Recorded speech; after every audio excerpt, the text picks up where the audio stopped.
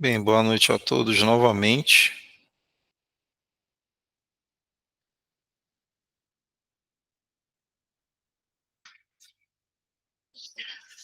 Apresentar para vocês aqui a atividade um, né, pessoal, que é o fórum, tá? Eu vi que poucas pessoas até então responderam, né? E o fórum é o tipo de atividade mais simples, né? Tá? Vamos dar uma passada aqui, fazer algumas anotações. Eu expliquei um pouquinho, né, na última aula, tá? Mas tem outras coisas aqui que precisam ser reforçadas, né? Aí quem tem papel e caneta, aí é importante que vocês anotem, né, algumas fórmulas aí que a gente precisa para estar respondendo ao fórum. Ó, tem uns colegas aqui que já fizeram, né?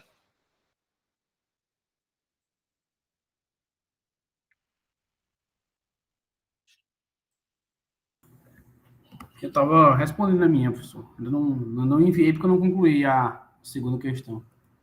Hum, Estou elaborando aqui. Eu estava lendo o livro, né, para ter uma fundamentação uhum, teórica, para poder responder bacana. sim. Olha só, bora lá. Porque da última aula, né, eu falei um pouquinho, né, para vocês aí, vamos explicar um pouquinho melhor essa atividade e a terceira, tá? A terceira eu liberei hoje à tarde, tá? Na verdade, a terceira está até mais fácil que essa daqui. Essa aqui ainda tem algumas questões que envolvem cálculo. Um cálculo simples, né? Mas tem um cálculozinho na outra que eu me lembro nem cálculo tem, tá? Daqui a pouco a gente vai para outra. Esses cálculos aí não são muito simples, não, professor. Esse cálculo de escorregamento aí não foi fácil, não. Sim, é fácil, né? Vocês são técnicos, pré-técnicos, né? É fácil. Manuel, rapadura é doce, mas não é mole, não. Pois é, rapaz. Esse escorregamento aí, professor. Quando eu fui pesquisar esse escorregamento aí, eu cálculo doido, viu? Oh, Nunca tinha mano, visto. Porque não, pois tem é, que uma variante aí que o cara tem que usar ela para achar o que está pedindo aí, ó. sim, aí que eu fiquei devendo para vocês na última aula, né, explicar essas coisas, porque nas aulas práticas lá, basicamente vocês estão fazendo as ligações, né, identificando ali componentes, executando, né, as ligações, tá? E alguns conceitos aí, talvez vocês vejam ali um tanto quanto vagamente, né? Mas aí, bora focar aqui nessa atividade, explicar alguns conceitos aqui que realmente dá um trabalhozinho ali, mas não tanto assim, tá? Bora lá. Ó, a primeira questão, tá? Que você vai de fato ter que responder, né? É basicamente, ó, tá relacionado com rendimento, né? Rendimento do motor elétrico, tá? É uma pergunta, né? Como essa grandeza, o rendimento, né, influencia no desempenho do motor e a corrente elétrica consumida? Essa primeira questão, né, é uma questão que envolve pesquisa, né? Tá, aí tem algumas dicas aqui, né? Você pode encontrar algo no material didático, no livro, né? Ou no material em anexo que está postado no mural, tá? Então essa primeira aqui, a alternativa, eu creio que é mais de boa, tá? Para vocês responderem. Com uma simples pesquisa, né? Vocês conseguem responder essa aqui. A segunda questão, pessoal, eu creio que é até a mais fácil de todas, tá? Porque olha só, está relacionado com rendimento, né? Também. Primeiro tem a descrição, né? Do que vem a ser o rendimento, né? Que o mesmo, né, ele é essencial para determinar a eficiência energética do motor, o rendimento, quer dizer, o rendimento está relacionado com eficiência, né? Avaliar as informações da placa ajuda a compreender o desempenho do motor. Uma pesquisa, pessoal, que é importantíssima para vocês, tá? Na verdade, é meio que um assunto obrigatório, tá? para vocês que serão formados, né, técnico em eletrotécnica. Assunto obrigatório é vocês conhecerem a placa do motor, tá? Aí, aí nessa placa tem resposta de 2 perguntas aí. Sim, sim. A primeira, né, já mostrando aqui, ó, porque a pergunta é basicamente essa aqui, ó. Qual é o rendimento especificado, né, para o motor descrito na placa? Tá bem aqui, né? Ó, rendimento, porque o rendimento ele é dado em porcentagem, né? Então tá bem aqui, né? 92,5. Creio que essa aí todo mundo já viu, né? Todo mundo sabe o que é isso aqui, ó. COS, FI, o que é isso aqui? A COS tem uma letra. Vocês sabem o que é isso? Isso aí é aquele. É o. Cosseno, né? Não, Cosseno. Cosseno, É, cosseno de φ, mas cosseno de fia. é chamado de... eu esqueci, professor, mas tá relacionado à perca lá Começa com F. É o Fahrenheit. É que vocês não me ajudam também. Não, o professor, eu esqueci a palavra, mas eu sei o que é isso aí.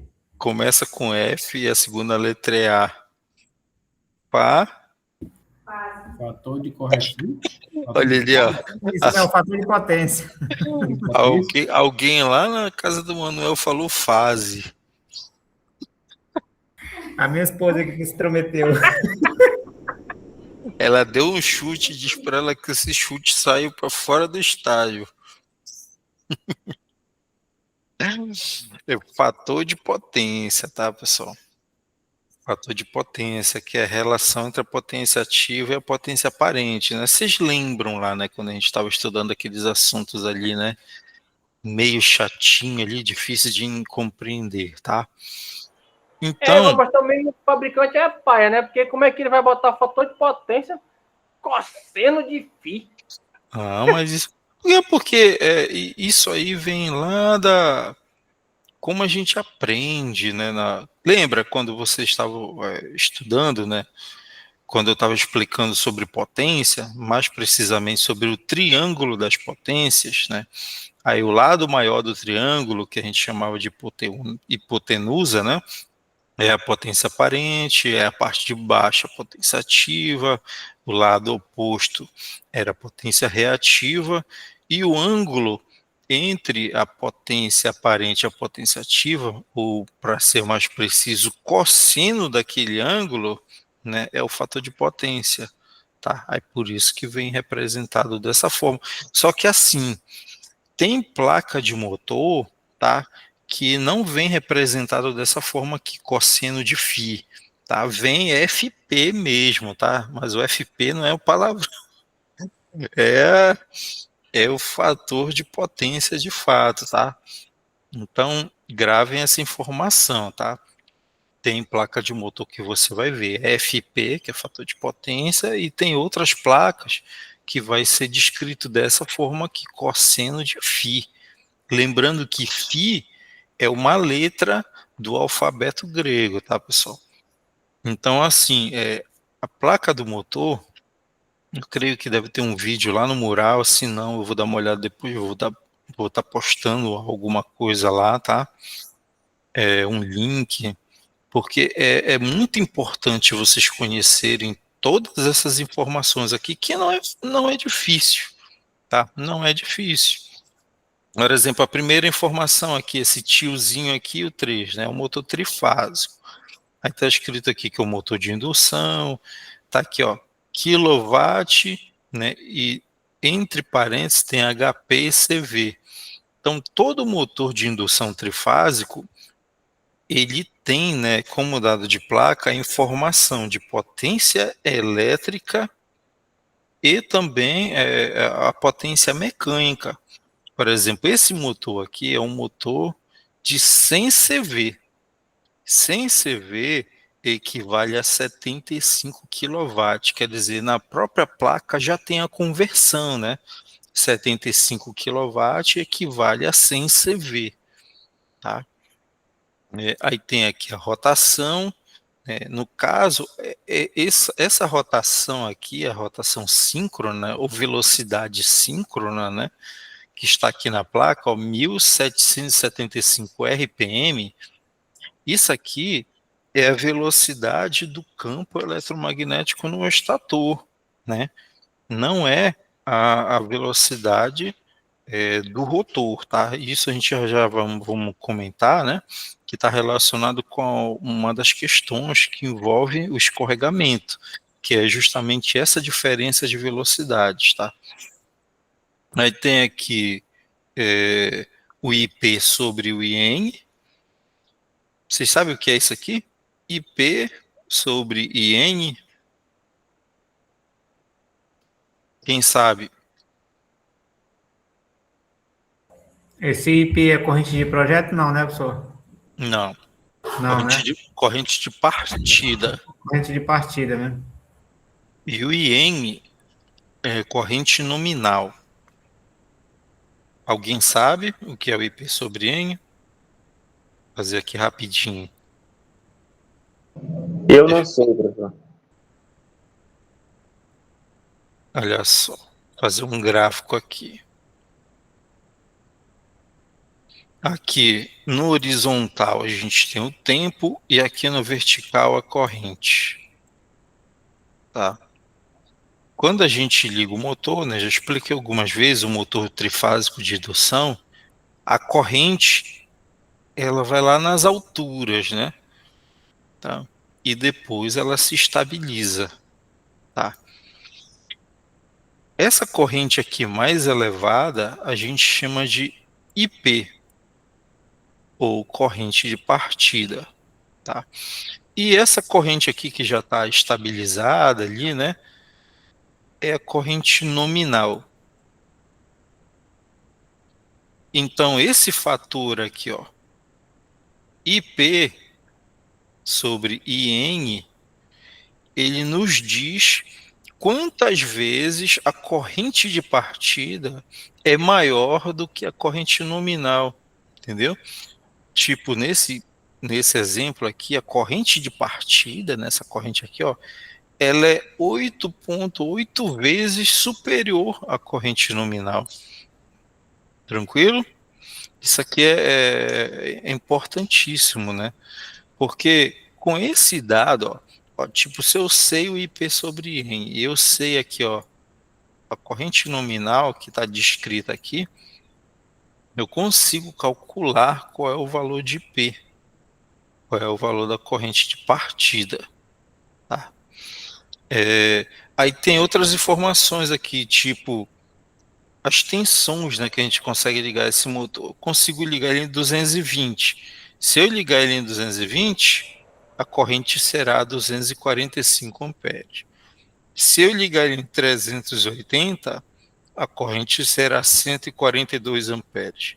Se eu ligar em 440, a corrente será 123 amperes. Então tem na própria placa do motor o valor das correntes nominais, né?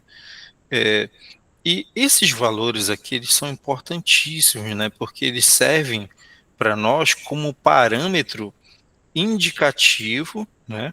Para que de tal forma que nós consigamos saber ou conhecer se o motor está operando dentro das condições ideais ou não. Por exemplo, vamos supor que eu fechei esse motor dessa forma aqui, ó, né? Seguindo o que está escrito aqui no dado de placa. Eu liguei ele em 220. Em 220, eu olhando aqui, ó, para o dado de placa, a corrente seria 245. Mas pensa no seguinte, imagina que eu fechei o motor 220, só que não tem nada acoplado, né, no eixo do motor. O motor ele está, como a gente chama, em vazio, né? Ele não está conectado a nenhuma carga. Quando eu for lá para medir a corrente desse motor, a corrente ela vai estar abaixo desse valor aqui de 245, tá? Vai estar abaixo desse valor, tá? Aí, na medida que eu vou acrescentando carga no eixo do motor, essa corrente ela vai se elevando, tá? Então, quando a corrente estiver, né, em 245 amperes, isso aí a gente vai medir, né? Eu vou saber, o motor ele está operando dentro do limite dele, dentro da carga nominal. Claro que nesse momento aqui eu estou desconsiderando o fator de serviço. Só que para esse caso aqui, o fator de serviço é 1, né? Então ele não tem nenhuma reserva de sobrecarga. Pode falar, Robson. E professor, esse IP sobre N, ele vinha a ser o pico de partida? Ah, desenhar de novo. É mais ou menos isso, mas bora entender Sim. melhor. Olha, tá aqui. Desenhar de novo. Ó, corrente de partida, ó, tá lá em cima, ó. Esse aqui é o IP, é a corrente de partida. Ela tem um valor, né? Tem um valor. E aqui é a corrente nominal. Então, o IP sobre N, ele diz para nós quantas vezes o valor de IP é maior do que o valor de IN. Por exemplo, bora para número para a gente. Vamos supor que IN é 2. Aí vamos considerar que o IP sobre IN é 5. Qual seria o valor de IP? Considerando que o IP... 10, né, professor? Isso, é esse homem aí. Pode passar amanhã lá no Senai, lá, tá? Teu certificado já vai estar impresso lá. Não, professor, porque daqui está dizendo que é 8, né? Vai depender. Se ligar em cada uma tensão dessa aqui, vai variar, né? Vai ser Uhum. 8,8 vezes 45, 8, Isso, vezes 42, né? Dependendo das porque, tensões, vai ser esse valor, né? porque esse IP sobre N, ele varia de motor para motor, né? Tem motor que vai ser 10, né? 9, 7. Para esse exemplo que eu estou desenhando aqui, considerando que o IP sobre IN de um determinado motor falei 5, não foi ainda há pouco? Foi, professor. 5. 5. 5. O IP sobre N de um determinado motor, eu vou olhar lá na placa, eu vou ver que é 5. Aí eu vou ver lá na placa que se eu fechar um motor em uma determinada tensão, por exemplo, a corrente nominal dele é 2. Aí, então qual é o valor desse IP aqui, né? É só fazer a multiplicação, né? É só arranjar isso aqui, né? Vai ser 2 vezes 5, né? 2 vezes 5 que é 10. Então, nesse exemplo aqui, ó, o valor máximo que a corrente atingirá aqui, ó, é 10. No momento da partida, né? No momento da partida. Quer dizer, quando tu parte o motor, a corrente vai lá, atinge 10 amperes, fica, né, nesse valor durante um período de tempo curto, né? E depois o motor se estabiliza em 2 amperes, a corrente se estabiliza. Quando o alicate amperímetro é bom, né? Você consegue ver isso lá na prática, né? Você coloca ali o alicate amperímetro ali, né, para medir a corrente do motor. Aí tu vai ver quando tu ligar o motor, tu vai ver o valor, né, da corrente lá em cima, lá, e depois a corrente ela se estabiliza. Ah, mas isso quando o alicate é bom, né? Quando é aqueles de 40 conto, não vai conseguir ver nada. Xing Ling. Não vai conseguir ver nada. Entendido aí o que é o IP sobre o IN, Não, tá? de boa, professor. Tá? É um dado importantíssimo, tá? Ó, eu estava falando ainda há pouco sobre... Porque assim, né, eu estou ajudando vocês na atividade e já aproveitando, explicando um monte de coisa, né? Importante aqui, tá? Por exemplo, tem um regime de serviço, ó, que é isso aqui, ó. tá? RegDuty, né? O Dutch, tá? Regime de serviço. Isso aqui é especificado, né? Pelo pessoal da mecânica, né? Ou então, quando tu entra em contato, né, com uma fabricante, ela vai te perguntar, tu vai usar um motor para quê, né? Vai acionar o quê? Em quais condições? Então tem diversos regimes de serviço, né? Para regime contínuo, regime intermitente, porque tem aquele motor que tu vai ligar ele, né? E ele vai permanecer ligado durante um intervalo de tempo longo, né? Tem motores que vai ficar liga e desliga, tanto quanto intermitente, tá? Então, fica aqui para pesquisa de vocês, regime de serviço, tem diversos, que é esse S1, tem S2, assim por diante, tá? Um dado importantíssimo aqui da placa é esse bem aqui, ó, que tá FS, tá? É o fator de serviço. Tá? O fator de serviço ele pode ser compreendido como uma reserva, né, de sobrecarga admissível pelo motor. Tá? Porque ó, ainda há pouco, quando eu estava comentando com vocês a respeito da corrente, né, considerando que o motor aqui ele foi ligado em 220 volts, né, e a princípio ele está em vazio, está operando em vazio, isto é, sem carga acoplada ao eixo do motor. Quando tu liga o motor em vazio, tu vai lá medir a corrente, aí tu vai ver que a corrente vai dar abaixo desse valor aqui de placa. Na medida que tu vai acrescentando carga no motor, né, quer dizer, o motor ele vai agora ter que fazer mais força, né, para operar, né? Aí tu vai observar o valor dessa corrente se elevando, tá? Então, quando atinge-se, né, esse valor aqui, ó, especificado na placa, isso é um indicativo de que o motor ele está em 100% de sua potência nominal mecânica, tá? Quer dizer, tu foi lá e mediu, a corrente está superior a esse valor. Deve haver uma preocupação aí, né? Porque um excesso de corrente além da nominal irá ocasionar também, pelo efeito Joule, um sobreaquecimento.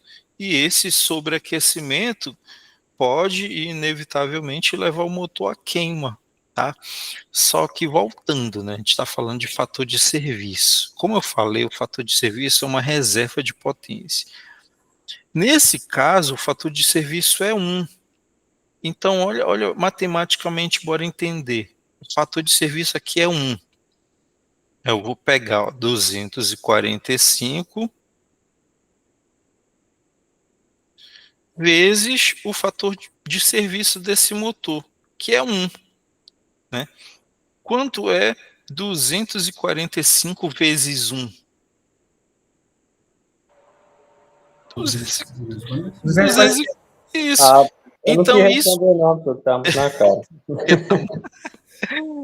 Tava puxando a calculadora aqui, professor. Então, isso indica o quê? Né? Essa placa está indicando o que para nós? Que esse motor, em específico, ele não tem nenhuma reserva de potência. Né? O fator de serviço dele é praticamente nulo. Tá? Só que vocês vão ver, por exemplo, o motor que vai ter, por exemplo, fator de serviço 1.25 ou 1.15, que é mais comum, né? Vou colocar aqui 1.25. Se você multiplicar isso aqui, você vai ver que vai dar um número superior a 245. Quem aí tem uma calculadora, faz aí agora. 245 vezes 1.25, que é um fator, né? Comum às vezes em placas de motor. 306,25. Aí, olha só, esses motores aqui que possuem esse fator de serviço aqui um tanto quanto elevado, né, que são mais caros, tá? São mais caros. Percebam, né, a margem aí de reserva, né, de sobrecarga que ele possui. né? Um tanto quanto considerável, né? Então, é um dado importante isso aqui, né? Essa reserva de potência aqui que alguns motores possuem. Quando tu vê lá o fator de serviço 1, não tem praticamente, né? O fator de serviço é nulo, tá? Quando tem 1.15, 1.10, 1.25, aí já tem uma margem aí, né? Quer dizer, tu consegue fazer com que esse motor opere em sobrecarga, só que não em sobrecarga constante, tá, pessoal? Não em sobrecarga constante, mas isso aí é uma reserva de sobrecarga, né, momentânea, né, esporádica, tá? É um extra ali que o fabricante está fornecendo ali para o proprietário do motor. Conseguiram compreender aí, assim? Professor, eu entendi, era o que eu ia lhe perguntar, eu ia lhe perguntar essa reserva de potência aí, mas o senhor, ainda eu perguntar, o senhor me respondeu, entendeu? Eu entendi isso que o senhor Não, porque quis dizer. eu imaginei que tu estava pensando isso. Tá? Então, pessoal, é muito legal, tá? Fica aí para dever de casa para vocês pesquisarem sobre placa de motor trifásico, tá? Na internet tem muitos vídeos legais, mas assim, as informações principais são essas, né? Fator de serviço, eu expliquei um pouquinho, né? O IP sobre N, tá? O que mais aqui, ó? O IP, você sabe o que é IP? Eu Um acho, cara... eu acho que tem alguma coisa a ver com proteção, um negócio assim da carcaça dele, alguma coisa assim. Isso. Alguém quer chutar aí?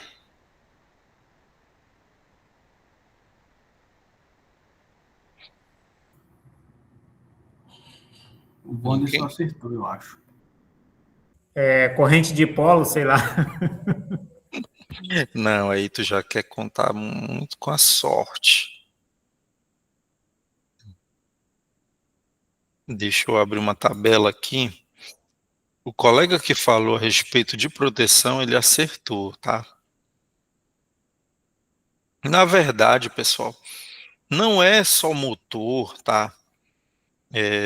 Que tem esse dado, né? O IP, tá? Vários equipamentos, dispositivos, você vai olhar para ele e vai ver IP, tá? Primeiro, IP significa índice de proteção, tá? Índice de proteção, guardem isso. Bem aqui. O índice de proteção IP, né? Como vocês viram lá, ele é acompanhado de dois números, tá? Dois números. No caso daquele motor era 55, né? Olha só, o primeiro algarismo, né? O primeiro número, ele diz respeito à proteção contra sólidos, tá? Contra sólidos.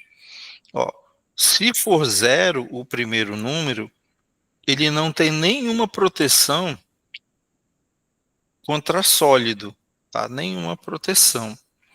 Se tiver 1, né? O primeiro número for 1, ele tem proteção contra corpos superiores a 50 milímetros. Quer dizer, são partículas um pouquinho maiores, né? Quer dizer, se tiver partículas menores, né, que 50 milímetros, aí já era. Aí, 2, aí já são as superiores a 12 milímetros. 3, 2,5. Olha, aquele motor lá, o IP dele é 5,5, né? Então, primeiro 5 aqui, ó. Ele é protegido contra pó. Quer dizer, poeira bem fininha, né? Ele é protegido de tal forma que não entra nenhum tipo de poeira lá para dentro, tá? Então, de uma forma geral, o primeiro índice tá relacionado à proteção contra corpos sólidos, tá? Contra corpos sólidos. E o segundo, né, número ou algarismo é contra líquidos, proteção contra líquido. Ó, 0 não tem proteção. Quando é 1, é protegido contra as quedas verticais de gota d'água. Quer dizer, só água, gotas d'água, né, na vertical. Se for em algum ângulo, né, já entra água, já era. O 2, protegido contra a queda de água com direção de até 15 graus na vertical. Quer dizer, tem até uma certa angulação, 15 graus. O 4, ó, o 13 é 60 graus. Aí o 4, protegido contra proteções de água em todas as direções. Aí o 5, protegido contra jato de água em todas as direções. É um jatinho um pouco mais forte, né? O 6, protegido contra jato de água semelhante a golpe do mar. Quer dizer, é jato d'água, mas um jato mais forte. Aí o 7 é protegido contra imersão. Então, deu para entender mais ou menos o que vem a ser o IP, índice de proteção? O primeiro algarismo se refere à proteção contra corpos sólidos e o segundo contra líquidos, tá? E, obviamente, quanto maior esses números, mais protegido é o equipamento, tá? Então, a maioria desses motores trifásicos é 5,5, tá? 5,5 o IP dos mesmos, tá, pessoal? Uma informação legal, né? Uma informação bastante importante. Lembrando que não são apenas os motores, né, que possuem aí esse grau de proteção IP, tá?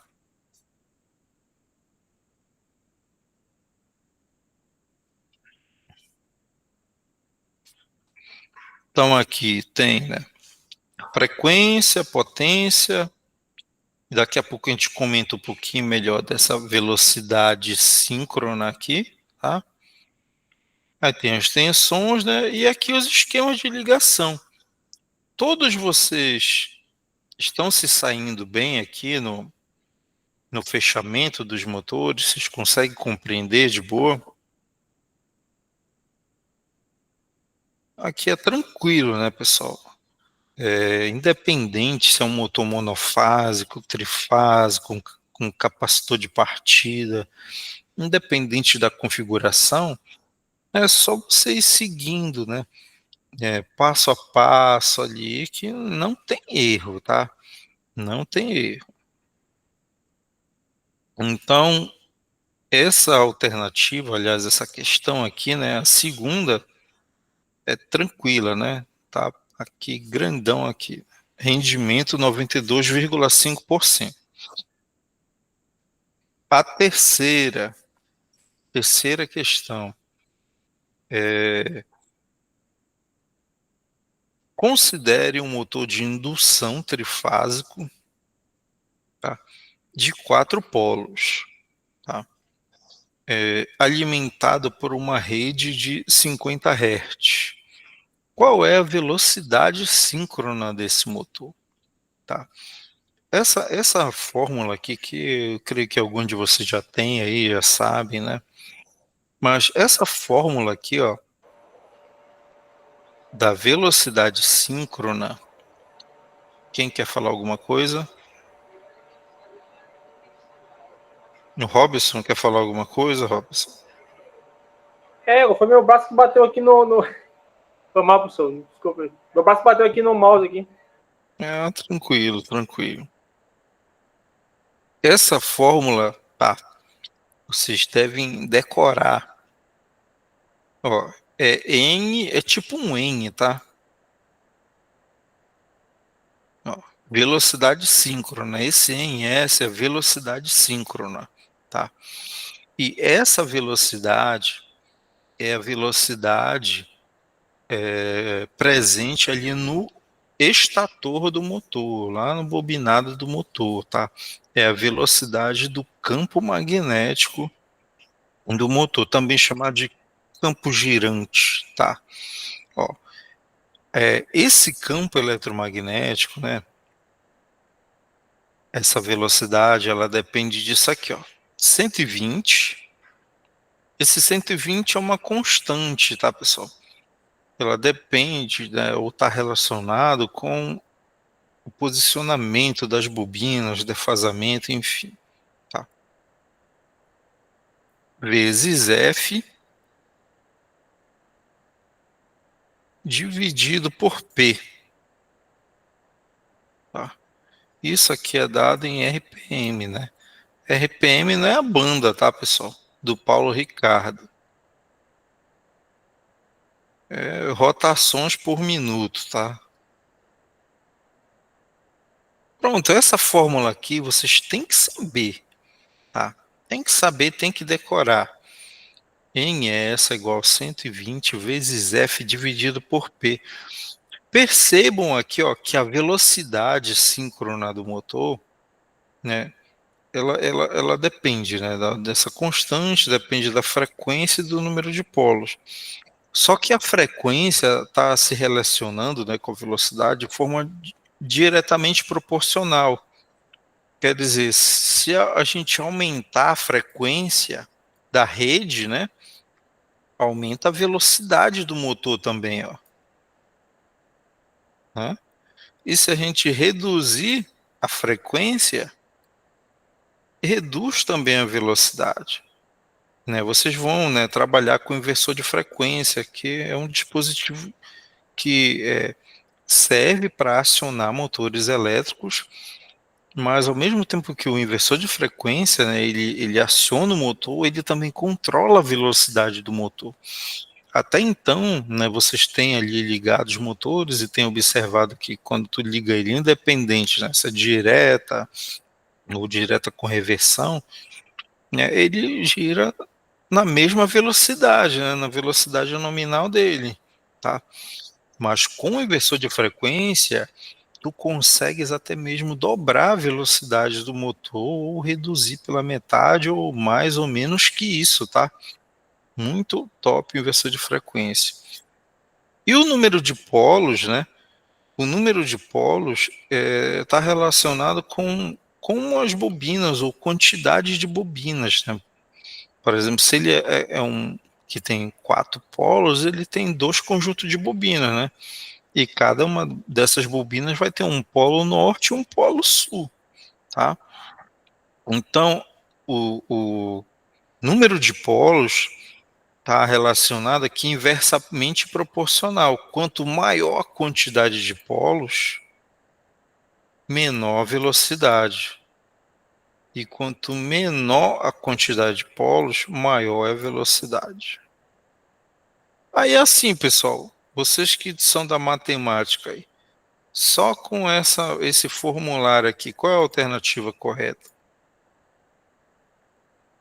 Tu vai pegar 120 vezes 50, que nessa questão aqui, né, alimentado por uma rede de 50 Hz. Então a frequência é 50.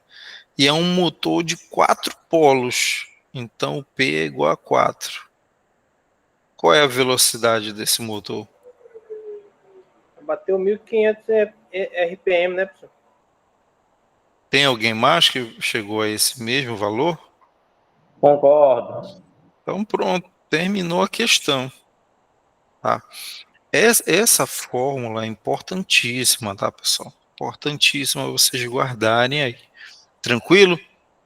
Então, lembre-se, tá? Vou até apagar aqui e anotar a seguinte informação. Motor trifásico de indução, tá? Vou separar aqui assim. Nele estão presentes 2 velocidades. Uma é o NS, que é a velocidade do campo girante ali, né, presente no estator, tá? E tem o NR. O NR é a velocidade do rotor, tá? Velocidade do rotor. Vou desenhar aqui, né? Olha esse círculo perfeito, aqui é o estator, e aqui é o rotor, da onde a gente extrai a potência mecânica do motor, tá?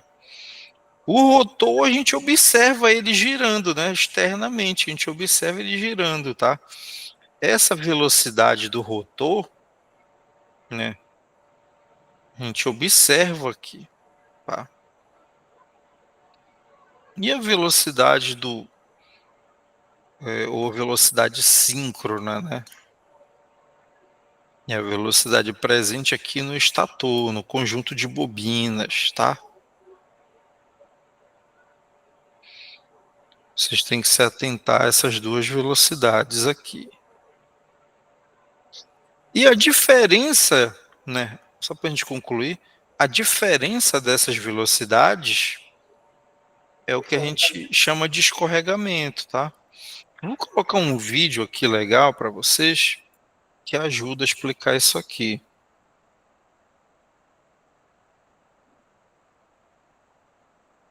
Só um momentinho.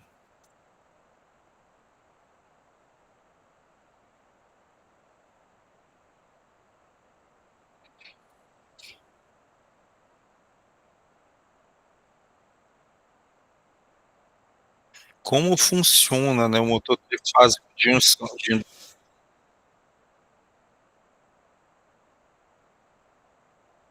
Já está aqui no esquema.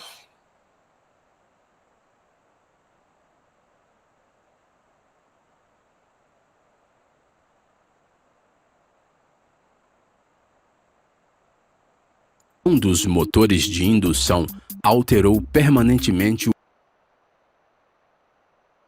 Imagine criar um aplicativo com a sua assinatura, só com o poder da imaginação. Conheça a Base 40. Como você pode ver, tanto o campo magnético quanto o rotor estão em rotação. Mas em qual velocidade o rotor irá rotacionar? Para obter a resposta a esta pergunta, vamos considerar diferentes casos. Considere um caso em que a velocidade do rotor é a mesma do campo magnético. Devido ao fato de que ambos estão em rotação na mesma velocidade, o campo magnético nunca cortará o loop. Assim, não haverá qualquer EMF e corrente induzida. Isso situa a potência de entrada trifásica. É bastante claro que a velocidade do RMF é proporcional à frequência da potência de entrada. Como o rotor sempre tenta alcançar o RMF, a velocidade do rotor também é com muita facilidade.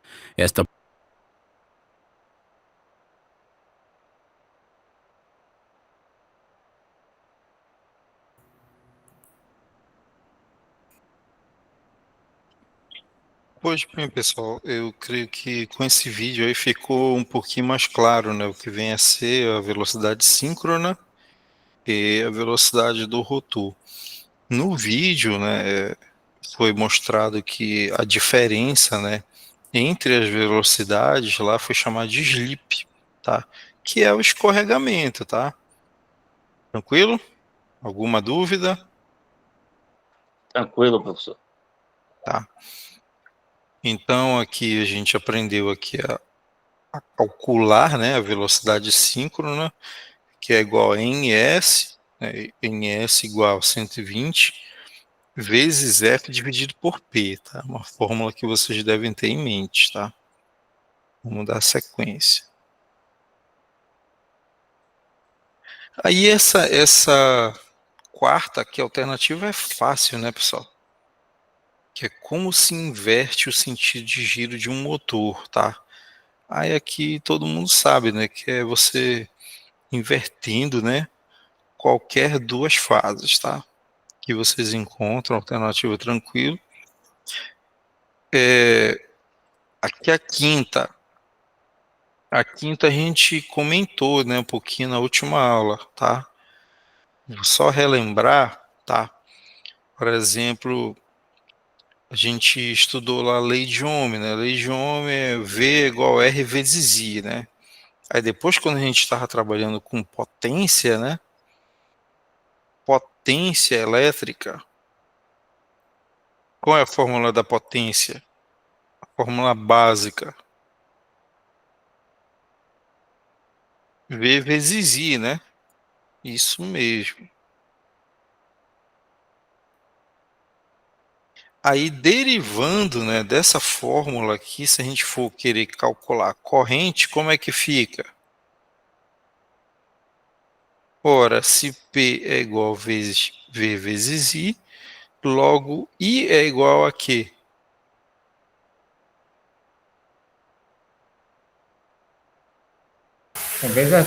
E é vezes a tensão, né, professor? A tensão sobre corrente, não? Não, eu quero calcular a corrente. Ah, certo, é corrente mesmo. Pois é, como é que calcula a corrente? Qual é a fórmula? Potência dividida por voltagem. É isso mesmo. Isso. P sobre V. Tá? Isso aqui é a fórmula básica da lei de Ohm. Tá? Aí, olha só. Nessa quinta questão, né, está sendo pedido para a gente calcular a corrente nominal, né, de um motor trifásico, tá, de 15 CV.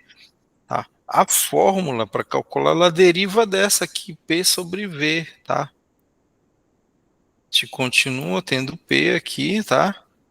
Só que aqui embaixo a gente vai colocar V, né, continua o V aqui. Como é um motor trifásico, a gente vai colocar o raiz de 3. Tem uma explicação, tá? De onde vem esse raiz de 3, demora um pouco, tá? Para explicar, mas vamos deixar para uma próxima oportunidade. Aí, vezes o rendimento, né? O rendimento a gente pode representar ele como esse N aqui, ó. E vezes o fator de potência, que é o que a gente viu ainda há pouco lá na placa, né? Que é representado dessa forma aqui, cosseno de φ. Tá? Então pronto, é assim que calcula a corrente de um motor trifásico. Tá? Fácil, né, pessoal? Porque aqui a gente tem todos os dados, né? Se eu for apagar aqui,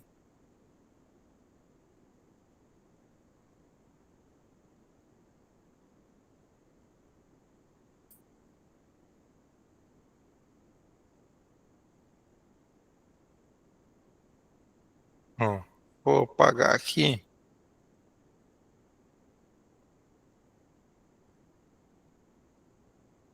Ó, o V, que é a tensão, tá bem aqui, ó, 380. O raiz de 3 é uma constante pelo fato de o motor ser trifásico. O rendimento, ele está bem aqui, ó, 0,87. E o fator de potência está bem aqui, que é 0,9. Só que aí há uma atenção, né? Por exemplo, a fórmula ela é em função de P, que é potência ativa, né? Lembra lá do triângulo de potência? S é potência aparente, P potência ativa e Q potência reativa, né? Só que o enunciado da questão, né, ele está nos dando a potência mecânica, né, é um motor de 15 CV, tá? E aí, o que a gente tem que fazer? Porque o formulário, ele pede a potência elétrica, não a potência mecânica. Então, a gente vai ter que converter, né, pessoal? Eu vou apagar esse P aqui. Aí, creio que todo mundo sabe, né, como é que a gente faz a conversão. Quanto é que vale um CV? 735,5. Rapaz, o Manuel, ele tá estudando muito.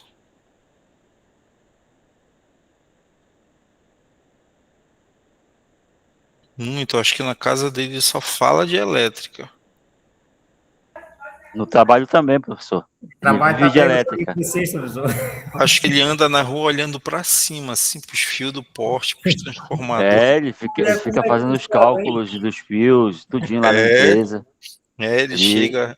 Ele anda com o medidor debaixo do braço. Aí ele chega, essa instalação tá toda errada. Ó, aqui o cabo não tá azul, o cabo não tá verde, né? Esse aqui tá tudo irregular.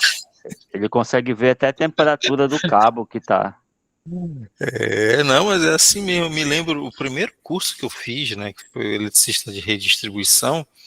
Eu estava exatamente como eu estou falando para vocês, né? Assim, eu andava olhando por aí, assim que faz parte do aprendizado, né? Faz parte do aprendizado, é comum. Aí tu vai conversar com as pessoas.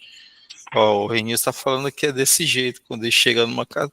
E eu sou E também assim, o né? Renilson, ele está expandindo os negócios dele. Ele já está mexendo com antena Full HD. Lá ele com os negócios dele. Então é assim mesmo. Daqui a pouco até a Fernanda, né? A Fernanda vai estar chegando aí, né? Vai visitar os parentes, tudo aí, vai olhar a elétrica. Essa tomada tá colocada ao contrário, o pino, né? O pino Por central é nada que para vão me cima. mandar arrumar. Então é natural, viu isso, pessoal? Né? O que Boa, tem Fernanda, boa, acontecido Fernanda. com você já é natural, faz parte, né? Mas ela Porque tem que perder o medo de levar choque. é, não tem que perder, não. Tem que continuar assim. Eu meu também tem, né? Você tem que trabalhar sempre com segurança, né? Com destreza, conhecimento, tá? Que isso. Imagina se eu não tivesse mais medo, né? De choque, eu tava morto já, eu acho. E o tanto de coisa que eu já aprontei também na área da elétrica. É verdade, pessoal. A confiança é uma pessoa ingrata. E eu era para eu ter morrido, né? Eu só não morri na elétrica porque não foi meu dia, tá? Não foi meu dia. Quando eu trabalhava como eletricista, eu peguei um galpão para fazer. Eu fui sozinho, né, no dia lá. Era muito alto, né? Tudo metálico, aquela estrutura metálica, e eu tinha que substituir alguns cabos lá, né? Na verdade, ele queria tirar toda a fiação lá, né, e colocar uma nova. Eu coloquei a escada, lá estava sozinho, alto, e eu fui colocar o braço assim, né, na estrutura metálica para me segurar, né, para cortar um cabo. Quando eu coloquei o braço na estrutura metálica, a estrutura estava energizada, né? Rapaz, eu me lembro assim malmente, olha, que eu fiquei ali paralisado, tomando um choque valendo. E eu me lembro que eu dei um grito tão alto. Eu fiquei um tempo lá e eu não sei como, eu consegui sair dali. E tava alta, e era alta, eu acho que era uns 5 metros de altura, assim, né? A escada de 2 lances, né? Aí eu desci da escada, tava sozinho. Desci, eu sentei no chão, pensativo, fiquei pensativo, né? E isso, se eu não morresse do choque, eu podia, devido à queda que muitas pessoas, né? Muitas pessoas que não conta isso para Fernanda, mas faz parte, né? Isso são exemplos, né? Para que você trabalhe, né? Com segurança. Eu já tomei muito choque, mas muito mesmo, né? E como eu falei para vocês, antes de eu ser engenheiro eletricista, né? Professor, eu já fui eletricista, né? Eu vim lá de baixo mesmo, tá? Então já tomei choque, né? A gente quer porque quer terminar o serviço, né? Quer trabalhar rápido, tá? Metendo a mão em forro uma vez, né? Só para a gente mais um testemunho aqui para a gente continuar a nossa atividade. Hoje eu estou de boa, né? Estou aqui sentado aqui, né? Ministrando conteúdo, né? Mas eu já suei muito. Quando eu trabalhava assim como eletricista, eu anunciava, né? Eu me lembro na OLX, eu peguei muito cliente pela OLX. Aí uma vez o rapaz me ligou: quanto cobra para vir aqui na escola tal, aqui nem lembro o nome da escola, ali para um bairro aqui de Belém. Aí o que é? Eu perguntei para ele. Ele: não, a gente trabalha na manutenção aqui da escola com ar condicionado. Aí a gente cortou uns cabos aqui e não sabe ligar. Aí, rapaz, já achei estranho, né? Como que tu cortou um cabo e não sabe ligar? Aí eu fiquei assim, mas ele perguntou quanto era, eu falei, ele aceitou, eu fui, né? Dinheiro. Quando eu cheguei lá, a escola, né, escola municipal, pessoal, por fora, tudo bonitinho, né, forrado. Aí eu cheguei lá onde não é aqui em cima do forro. Quando eu subi nesse forro, aí eu entendi por que ele cortou o cabo e não sabia qual é. Porque quando eu subi nesse forro, já fui tomando choque lá em cima. Subi, tomei logo uma. Só era muito fio. Jogado por tudo que é lado, fio sem isolação, emendado, amarrado com sacola de supermercado. Sabe, uma instalação assim que vários e vários e vários já passaram por ali. Era um negócio medonho, sinistro aquilo ali. Então, por isso que ele cortou e não sabia, porque era muito fio, pedaço de fio, tipo, tinha um monte de fio já cortado lá, entendeu? Era gambiarra em cima de gambiarra. Então, te vê esses órgãos públicos, né, pega fogo, o pessoal, né, nem sabe, né, muitas das vezes porque foi, muitas das vezes é instalação elétrica, né, precária. Vocês lembram da situação que aconteceu lá no CT, né, do jogador do Flamengo, né, do jovenzinho lá? Então, tem muita instalação elétrica aí, muito horrível, pessoal. Aí lá eu penei também para achar, mas eu consegui achar, né, os cabos lá, liguei lá, peguei meu dinheiro, fui embora para nunca mais voltar naquele lugar, né. Né, professor? Concluindo aí, a pressa é inimiga da baixa e alta tensão, né? Sim, sim. Então, quando se trata de elétrica, sim, tô fazendo tudo pelo certo, viu, Fernando? Usando os EPIs, né. Quando vocês fizerem o NR10, né, vocês vão aprender o processo de desenergização de uma linha elétrica, né.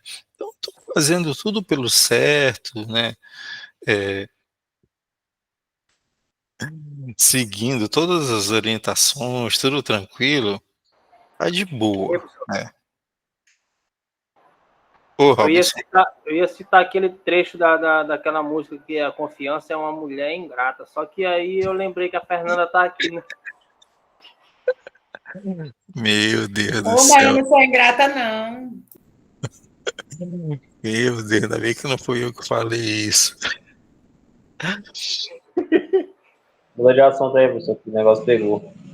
Oi. Não, deixa eu ir embora logo daqui, senão vamos denunciar na coordenação. Volta para matemática, professor. Volta para matemática. Vou até apagar tudo aqui, apaguei tudo. Tá. Então, lembrando, né, o motor elétrico, né, quando a gente chega na loja, né, tu não vai chegar, eu quero um motor de 10.000 watts, né, 5.000 watts, sempre a gente compra o motor em função da potência mecânica, né, eu quero um motor de meio CV, 5 CV, 2 CV, 1 CV, assim por diante, tá? Só que sempre, né, na placa do motor vai ter essas informações, né, de potência mecânica e potência elétrica, conforme a gente viu ainda há pouco, já vem, né, essa conversão na própria placa do motor, tá? Mas aí é importante nós sabermos fazer essa conversão, né? Um CV equivale a 735,5 watts, né? E um HP tem também essa leve semelhança. Eu já contei para vocês de onde que veio o CV? Não é o comando vermelho, tá? É o cavalo vapor. Já Hein, professor? Ah, Lá no meu setor de trabalho, a gente trabalha com TP, né? TP, TC, e o pessoal lá da medição fiscal da Equatorial e sempre pediu para eu verificar se tinha em estoque esse material, e eles pediu para eu olhar na placa, né? aham. Aí logo no início eu me atrapalhava um bocado, né? Porque eles queriam saber se era a potência, qual era a potência do TP. Aí depois que eu comecei a fazer a aula aqui, eu Aí ficou mais fácil. Já fica mais fácil, porque a gente já sabe como As suas identificar medidas ainda. as medidas, tudinho isso. A Fernanda falou que CV aqui é currículo vitae. Olha só um fato curioso. Se eu já falei, vou falar de novo. Se eu não falei, vou falar agora. Tem na internet também, né, essa explicação. Mas existiu um tempo, né, que os serviços, né, principalmente esses serviços mais pesados, braçais, enfim, eram realizados por animais, né? Eu não sou tão velho nem tão novo, né? Já tô com 40, tá? E eu me lembro quando eu era moleque, né? Eu morava aqui no bairro de Belém e eu morava perto de uma, como é o nome? Estância. Aí a entrega, né, desses materiais era feito por carroça, né? A entregar cesto, o cara colocava lá na carroça e levava. E a gente vendo filme, né, vê que os cavalos, né, eram usados como para transporte de pessoa, carruagem, enfim, a força, né, o emprego de força animal foi muito, mas muito utilizado, né, em tempos antigos aí, como meio de transporte e para serviços gerais aí, tá? Só que o tempo passou, né, e as máquinas começaram a surgir, né, dentre elas os motores a vapor, né, motores a vapor, que foram responsáveis aí, se não me falha a memória, pela primeira revolução industrial, tá? E na época dos motores a vapor, né, dentre diversos físicos aí surgiu um por nome de James Watt, tá? Escocês, James Watt, ó, esse sobrenome já é familiar para vocês, né? O Watt, tá? E James Watt, ele, como era também inventor, né? Ele criou um dispositivo que melhorava a eficiência dos motores a vapor, tá? Ele implementou melhorias, enfim. E ele, obviamente, não queria apenas inventar, ele queria monetizar, né, o seu invento, né, essa patente. Então, ele elaborou uma série de experimentos, né, científicos que demonstravam o seguinte, né, que o trabalho desenvolvido pelo motor dele agora aperfeiçoado tinha uma equivalência com o trabalho dos animais, tá? Então ele conseguia agora chegar, né, por exemplo, um determinado cliente, né, e chegava com ele lá, olha, esse meu motor aqui, né, melhorado aqui, ele realiza o mesmo trabalho que 10 cavalos, que 5 cavalos, que 15 cavalos, tá? E como era o motor a vapor, por isso você vê cavalo vapor, tá? Então daí que veio esse CV, tá? E HP é equivalente, tá? HP é horsepower, né? Também é cavalo vapor, tá? Então um assunto para vocês pesquisarem depois melhor, tem um experimento lá, tá? Que envolve distância, peso, um experimento que ele elaborou. Mas é muito legal. Assim, como vocês já estão inseridos, né, nessa área da elétrica, né? Não fui eu, né, que fui convidar vocês que acharam o nome bonito, né? Eletrotécnica, vamos escrever nisso aqui, né?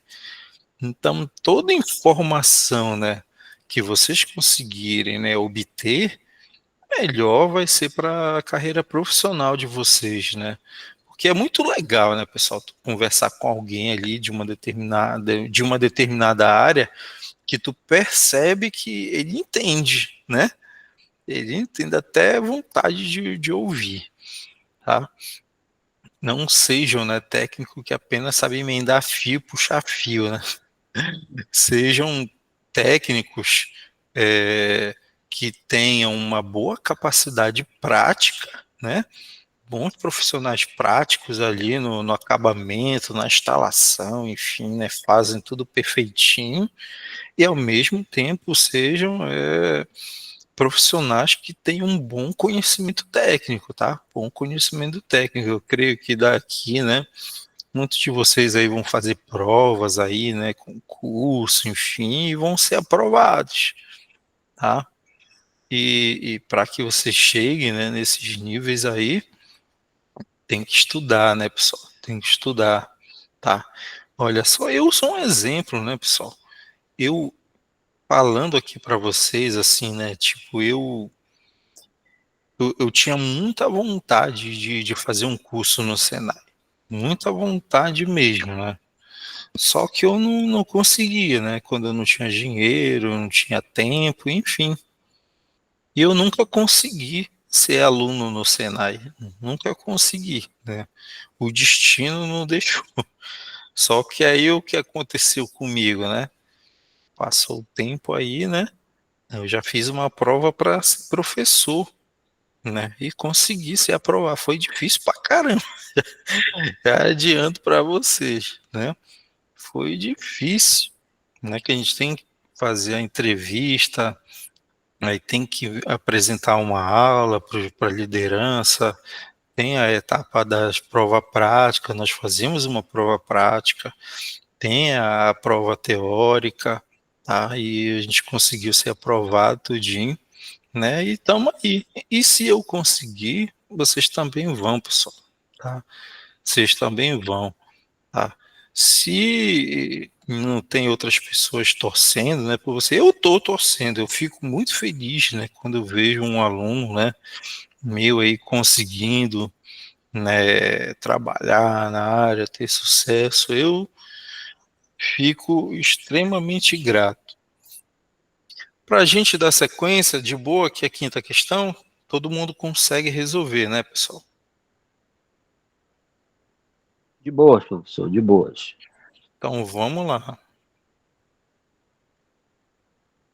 Essa aqui, né, que o Manuel disse que é difícil, não sei o quê, né? Isso aqui me diz que essa questão aqui é igual quando tu tá jogando com o Zangief, né? Chega no Mr. Bison. Mas ele tá afiado hoje. Hoje ele tá bem pardal. Essa referência que eu dei aí, o pessoal do Street Fight conhece, né? Quem jogou Street Assim, Fight. chega no Bison já. Tu Igual Mortal Kombat também. Jogando de Zangief. Zangief é lento, né? Vamos lá, né? Olha só, essa questão aqui está perguntando qual é o escorregamento, né? Um nome meio estranho, né? Mas a gente já sabe que escorregamento é a diferença, né, de velocidade que eu ia achar graça. É a diferença, né, de velocidade, né, entre o campo que estou no Manuel, entre a velocidade síncrona e a velocidade do rotor. Agora já ficou claro para nós, né, essas velocidades aí, tá? Aí, olha só, para a gente calcular, a gente precisa conhecer, né, pessoal? Porque se o escorregamento é a diferença de velocidade entre o NS e o NR, né? Então eu preciso ter esses dois valores aqui, porque o escorregamento, que é igual a S, quem lembra aí como é a fórmula dele? É NS, né? Menos NR, isso mesmo. O que mais? Isso. NS, né? Pode até colocar isso aqui entre parênteses, né? Vezes 100. Esse 100 aqui é só para converter, né, para porcentagem, tá? Então, olha só, se eu quisesse conhecer o escorregamento, basta eu conhecer o valor dessas duas variáveis, NS e NR. Tranquilo? Alguém quer falar alguma coisa? Aí o Manuel pode escolher quantos por cento ele vai querer escorregar. Olha, meu pai do céu, eu vi que talvez eu nem consiga postar isso aqui no YouTube. YouTube vai barrar meu vídeo, meu Deus do céu. Desculpa, Bloqueio o professor. Jefferson. Bloqueio o microfone do Jefferson, professor. O Jefferson, hoje ele está inspirado, professor. O Bruno não sabe, Meu pai do céu, lá vai eu ter que fazer um monte de corte aí nesse vídeo. Você for presencial, jovem. Ai, meu Deus. Entendido até aí, né, pessoal?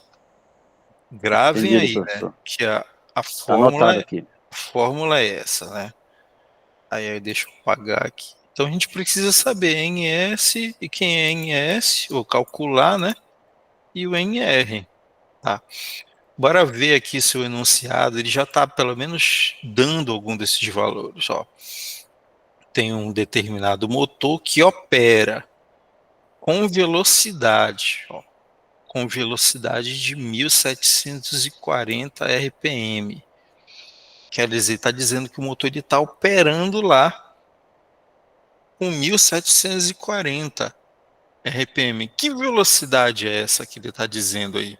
É o NS ou é o NR?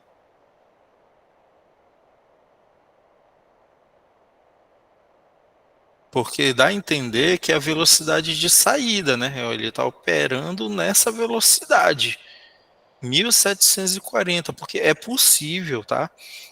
A gente, assim como tu mede a tensão, né? Assim como tu afere, né, a corrente, enfim, tu consegue fazer essas medições, é possível também, com um instrumento de medição, nós verificarmos qual é a velocidade do motor. Tá? É possível fazer isso. Inclusive, é possível com Arduino, né? Arduino, você monta ali um circuitinho, né? E dá para fazer isso de forma caseira, tá? Montar um circuitinho que verifica, tá? Aí, voltando, essa velocidade que o enunciado está me dando, porque isso aqui que é o mais difícil, é interpretar. Essa velocidade é em S ou é em R?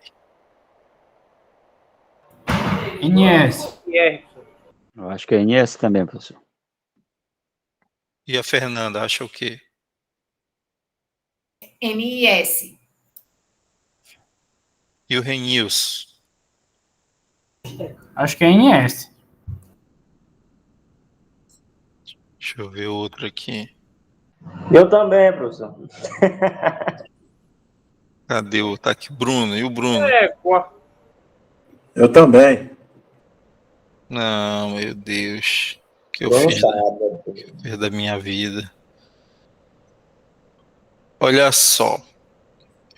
Porque olha, ainda há pouco, ó, é só a gente usar a lógica, ainda há pouco. A gente tem alguma fórmula para NR? Eu não mostrei nada, né, para NR, mas a gente tem uma fórmula para NS, né? NS. Como é que a gente calcula NS? 120, né? É 120 vezes o F dividido F por P. dividido por P. Verdade. Por P. Aí quer dizer 120. Quanto é o valor de F? Essa questão ela tá me dando aqui o F, né? Ó, aqui, ó, 60, né?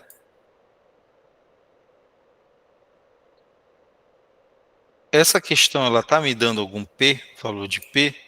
Sim, né? Aqui, ó, 4 polos.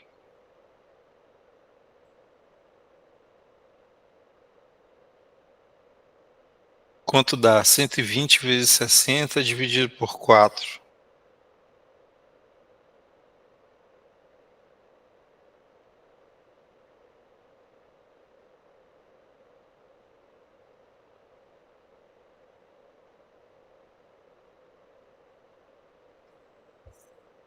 Quem fez?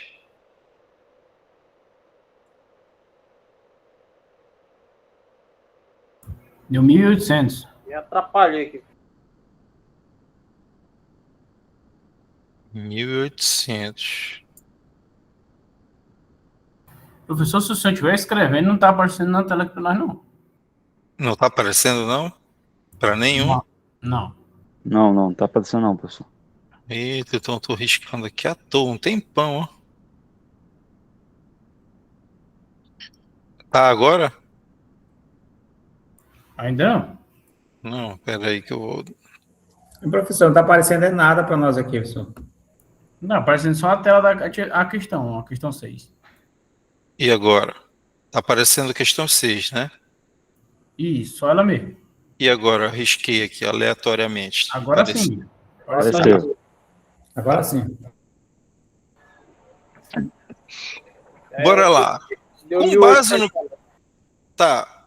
Então a gente calculou ainda há pouco o NS, né? Para a gente ganhar tempo, o NS ele foi igual a 1.800.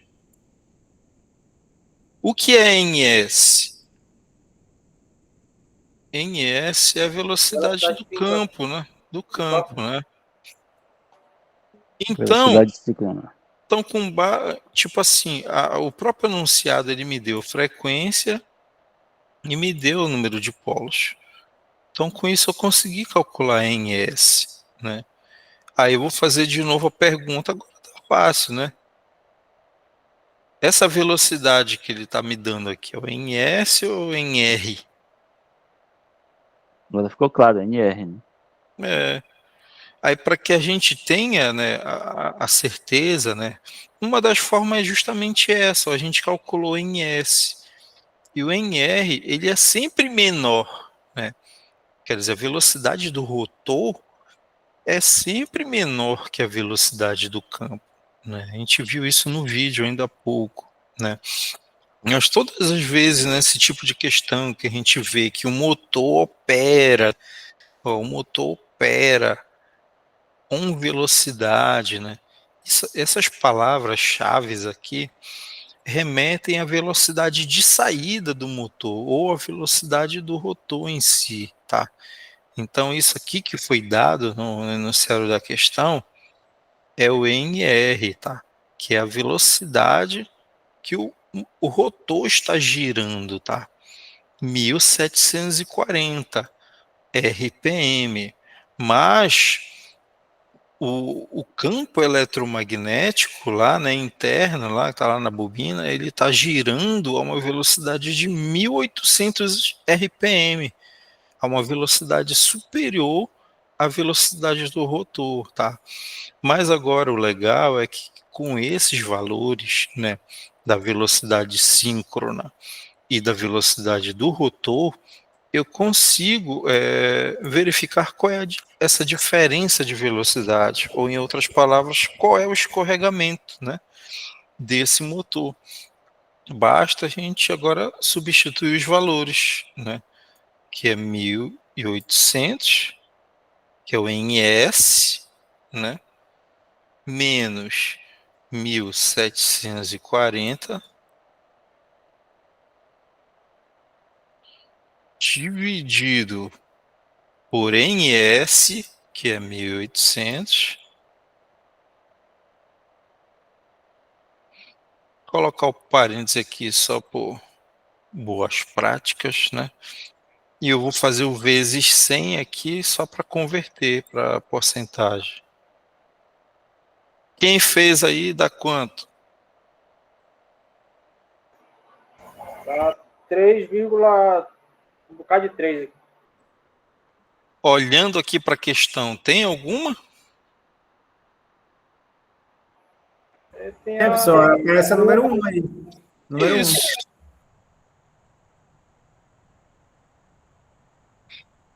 Isso.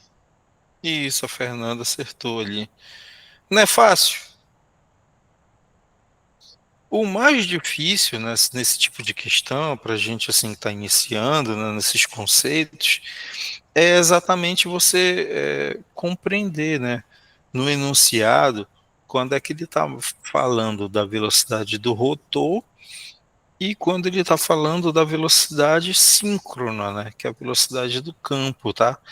Mas tem essa dica aí, né? Se tu tá vendo que ele está dando frequência e número de polo, poxa, ele já está te dando todas as condições, né, para calcular a velocidade síncrona. Calculou a velocidade deu superior ao valor que está no enunciado, Então pronto, é só partir para o abraço. Entenderam essa questão?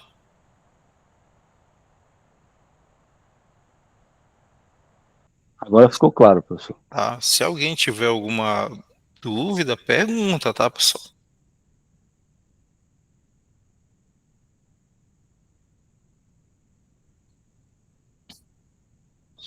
Aí essa aqui, a sétima, né? Motor trifásico com 6 terminais.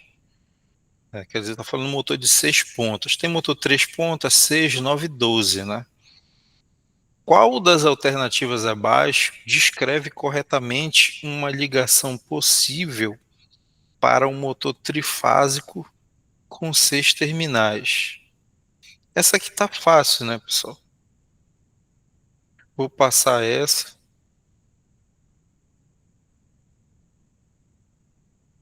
Essa outra aqui, ó. Qual é a corrente nominal do motor quando ligado em estrela na tensão 380? A corrente nominal do motor depende da tensão e do tipo de ligação, né? Com base nas especificações da placa, aquela placa lá em cima, né, identifica a corrente correta para ligação em estrela 380. Cadê a placa? 380, que é a corrente, né?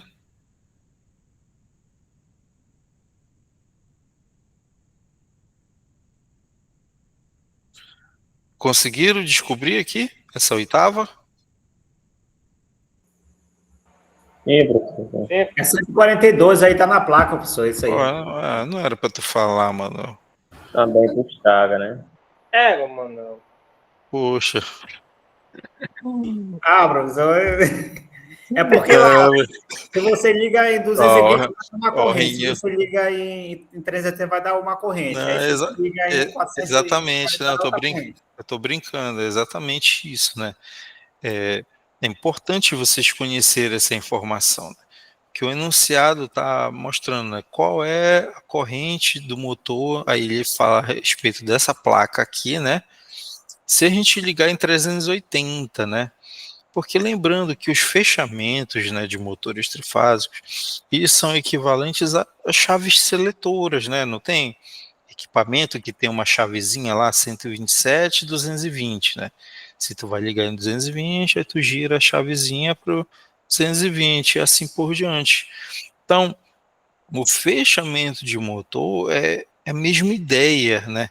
Se eu tenho a tensão na rede que é 380, aí tu vai lá no motor, não vai ter uma chavezinha lá, né? Na maioria dos casos, 380. Aí tu vira a chave para 380.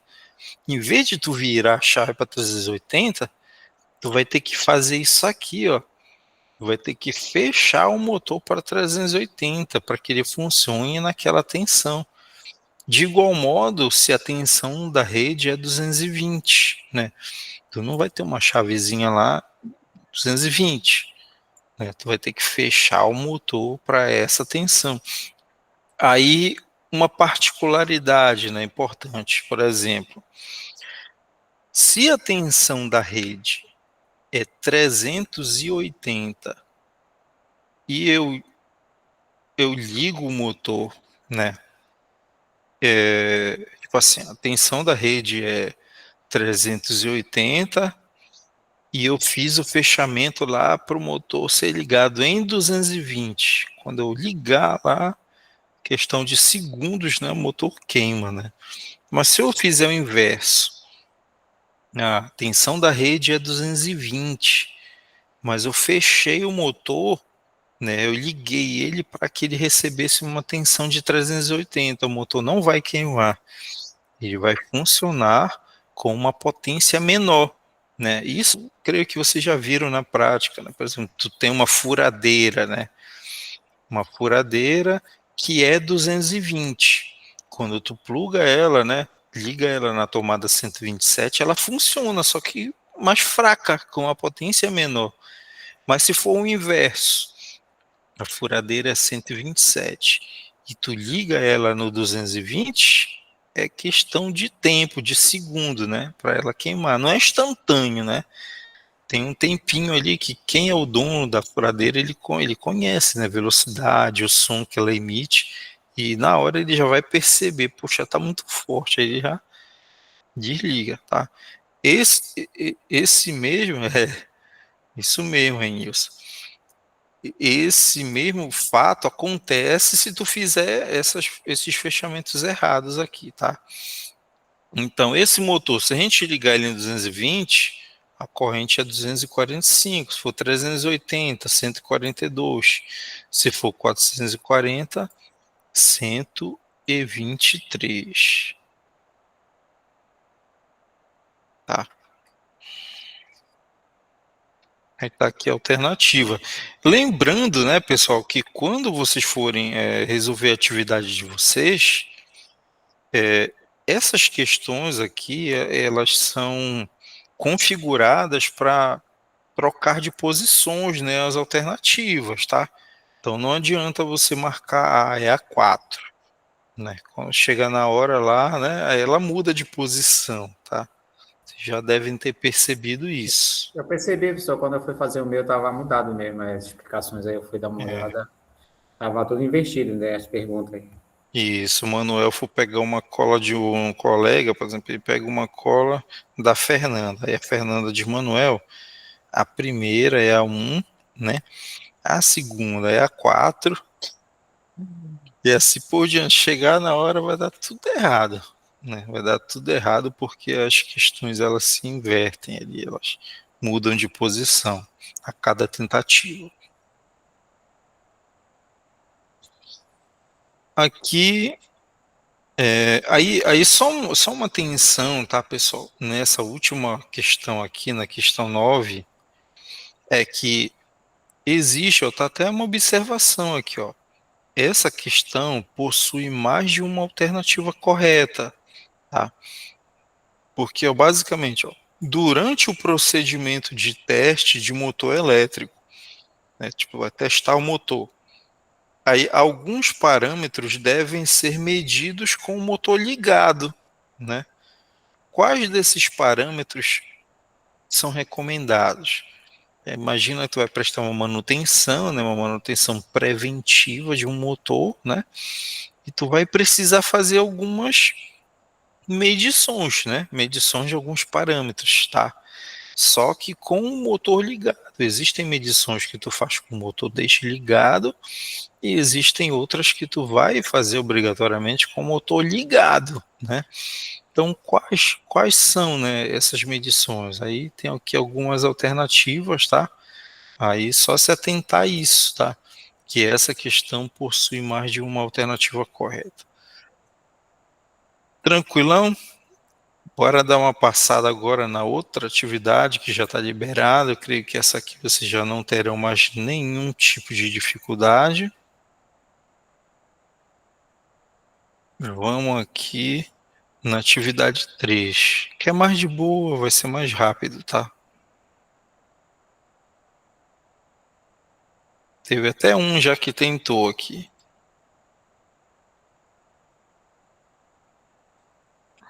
Queimou a largada. Se acertou, tá bem na foto. Olha só, isso aqui é uma contatora, né? Aí, com base no texto acima, identifique a alternativa que melhor descreve o contator. Quer dizer, essa primeira questão é conceitual, né? O que é um contator? Então, o que é um contator? É um equipamento, está chamando de equipamento, projetado para operar apenas em circuito de baixa corrente, inferiores a 15 amperes. Vocês acham que isso aqui está certo ou está errado? Errado. Errado. Errado. Um dispositivo mecânico, está chamando de dispositivo apenas mecânico, utilizado exclusivamente para proteção de circuito. Tá certo isso? Errado. Um componente usado exclusivamente para proteção, não está dizendo que a contatora protege contra a sobrecarga, errado, né? Aí está chamando ela de um relé eletromecânico. É errado também. Eu nem terminei ainda.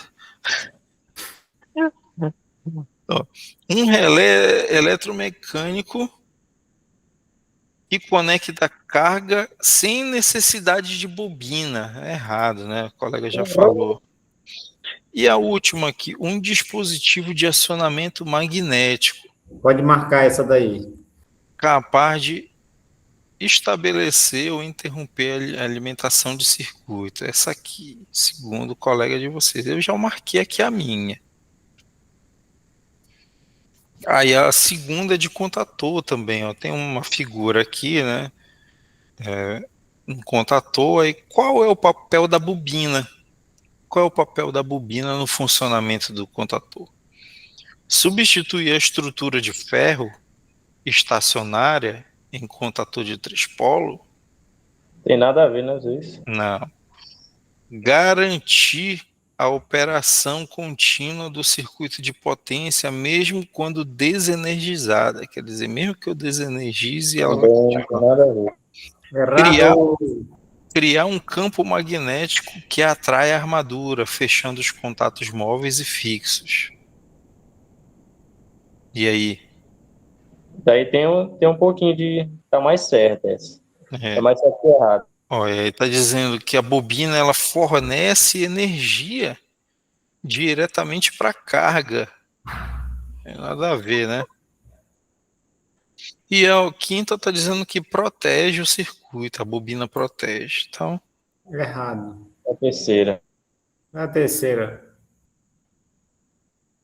identifique os 2 circuitos principais envolvidos na operação de um contator. Essa aqui é fácil também, circuito de força e de comando, né? De comando. Vocês olham depois. Aí essa aqui, qual das alternativas identifica corretamente os terminais da bobina? Ó, os terminais da bobina. Olhando para cá, qual é os terminais da bobina, assim, em relação ao endereço? Qual é os terminais da bobina? É o normalmente aberto, normalmente Não, fechado. da bobina do contator. Da bobina, é a 1 e a 2. Isso. A1 e A2. Aí, quais os endereços dos contatos de potência da contatora? L1, L2 e L3. E também T1, T3. T1, T2, T3. isso. E quais os endereços dos contatos auxiliares? Mas são esses que vocês estão vendo, né? 13, 21. Ficou claro isso aí, né? Então, a bobina, ela tem os seus endereços, né? Que é A1 e A2. Os contatos de potência, L1, L2, L3, T1, T2 e T3. E os contatos auxiliares é 13, 14, 21, 22, enfim, né? Aí a alternativa está perguntando assim, ó. Qual é a alternativa, né? Qual alternativa identifica corretamente os terminais da bobina, nessa sequência, né? Os terminais da bobina, os contatos auxiliares, né? Além de descrever as suas funções. Tá? Aí está dizendo aqui, ó, L1, L2 e L3 são terminais da bobina? Não, né? Já está errado do começo, não vou nem ler o resto. A1 e A2 são os terminais dos contatos auxiliar? Não, né, pessoal? Ó, A1 e A2 são os terminais da bobina? Até aí tá ok, né? A1 e A2 são sim os terminais da bobina. Aí tá dizendo, eles são responsáveis por energizar e gerar o campo magnético que aciona o contador. Tá ok. Aí 13 e 14 e 21 e 22 são contatos auxiliares usados no circuito de comando para selo e intertravamento. Sim, né? O 13 e o 14 aqui, ó, geralmente a gente usa para realizar o contato de selo, né? Todo mundo sabe que é o contato de selo, né? E o 21, 22, lembrando que o final 1 e final 12 é contato fechado. Geralmente a gente usa para realizar um intertravamento, né? Intertravamento eletromecânico, né? Se utilizando de contatos auxiliares, tá? Então a gente já sabe qual é a certa, né? Vamos pular. Agora uma figura aqui grandona, né? De um disjuntor termomagnético, Propaganda grátis. né? Da STEC. Vocês gostam dessa marca aqui da STEC? É muito boa. Né? Eu particularmente nunca tive problema, né, com nenhuma marca em específico de disjuntor, né? Às vezes o cliente pergunta, né, qual marca, né, tu recomenda? Aí eu, rapaz, qual tu achar mais barato? Porque eu mesmo, né, eu nunca tive problema com nenhuma marca, até porque essa tecnologia, né, pessoal, de disjuntor termomagnético é um negócio assim já bastante antigo, né, difundido, então o pessoal já, fabricante em si, não tem tanta dificuldade para desenvolver, né, um dispositivo eficiente, né, um dispositivo eficiente e de qualidade, tá? Essa marca eu nunca tive problema, Tramontina, Siemens, Schneider, WEG, enfim, tá? Aí, eu creio que em uma dessas aulas eu já comentei, né, algo em relação a essa pergunta aqui, tá? Ó, qual é o valor da corrente de curto-circuito suportada pelo disjuntor mostrado na figura antes dele desarmar? Então, quer dizer, tu vai olhar aqui para essa figura aqui do disjuntor, né, e vai observar esse valor. Qual é o valor da corrente de curto-circuito suportada pelo disjuntor? Quem aí consegue? Sem ver as alternativas. 63, professor? Ampere. Não. 3.000 amperes, professor? Isso. Tá. Aí só relembrando, né, pessoal? Não custa nada relembrar, né? O disjuntor, ele protege, né, os circuitos, os cabos, né, contra curto-circuito e sobrecarga, né? Tá? A sobrecarga é uma elevação da corrente, né? À medida que você 3 acrescenta miliamperes, isso mesmo. mais O curva equipamentos. C, isso mesmo, curva C 63. Isso. Na medida que tu vai acrescentando mais equipamentos no circuito, né? A corrente ela vai se elevando, né? Vai se elevando. E a partir do momento que você ultrapassa esse valor aqui, ó, que eu estou circulando, né? Aí o disjuntor ele vai desarmar em um determinado tempo, né? E esses tempos eles são mostrados lá na tabela de curva do disjuntor. Nesse caso é um disjuntor curva C, 63 amperes. Só para fixar esse valor aqui está relacionado com a atuação, né, do disjuntor no momento da sobrecarga. Tá? Sobrecarga.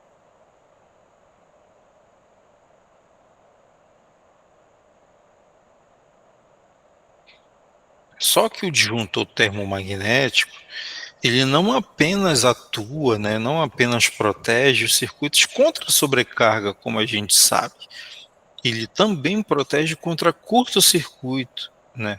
Assim como a sobrecarga é danosa, né? É um mal, né, que ele deve ser seccionado, né, em circuitos elétricos. Da mesma forma, o curto-circuito, né, é um problema seríssimo, né, grave, que deve ser eliminado quanto antes, tá? Só que o curto-circuito, ele possui uma característica, né, que é a seguinte, né, por exemplo, eu vou desenhar aqui outro gráfico. Corrente, aqui corrente, e aqui o tempo, né? Pegar aqui uma caneta diferente. Imagina que o equipamento está funcionando, está aqui a corrente nominal, né? Imagina que por exemplo, 63 amperes seria aqui, ó. Deixa eu mudar aqui, ó. Nossa. A curva de 63 é aqui, ó. 63. 63. O motor tá pode falar, Bruno, antes de eu continuar.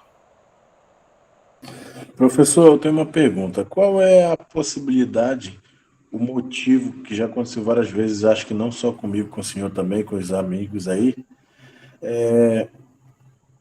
porque a gente tem tanta tecnologia, né, na área de elétrica, mas não temos dispositivos o suficiente para suportar um raio, né? E a gente faz cálculos e cálculos de disjuntores, né? Mas quando dá um raio, ele não segura, não tem como segurar, até porque a gente não, o dispositivo ele não tem a capacidade de saber a força que vem um raio. Mas não poderia criar, alguém está estudando nesse exato momento, ou tá até uma ideia, para calcular, né, fazer uma análise de raio em cada região, para criar um aparelho para não vir a danificar várias que o investimento de um empresário, de uma empresa faz por uma torre de telecomunicações, por exemplo, Olha, radares, essas coisas assim. tudo que tu questionou, né? Sim, existe, né? Existem tecnologias, existem estudos, né? Existe, na verdade, tudo isso que tu questionou, né? Existe dispositivo, existe sistema que protege, tá? Que inclusive vocês farão o TCC, né? TCC de vocês, tá? E até uma dica que eu dou para ti, Bruno, né? Para tu te especializar nesse assunto, né? Desde já começa a te especializar, tu vai ver que todos esses questionamentos, né, que tu fez, existe uma solução. Só que assim, né? Primeiro, eu vou comentar rápido, né, para a gente dar continuidade aqui na atividade, que vai ter um momento que a gente vai comentar um pouquinho mais sobre isso. Primeiro, o sistema SPDA, né? O SPDA já é todo um sistema, né, que é pensado, projetado, tá? Tem uma série de estudos, ele é dimensionado, ele é especificado, tá? Ele visa a proteção da edificação como um todo contra descargas atmosféricas, tá? O SPDA. O dispositivo de proteção, né, que foi desenvolvido até então, são os DPS, né? Dispositivo de proteção contra surto. Tem o DPS classe 1, classe 2 e classe 3. Né? Em conjunto, né, com os dispositivos e os sistemas, existem os sistemas de aterramento, né?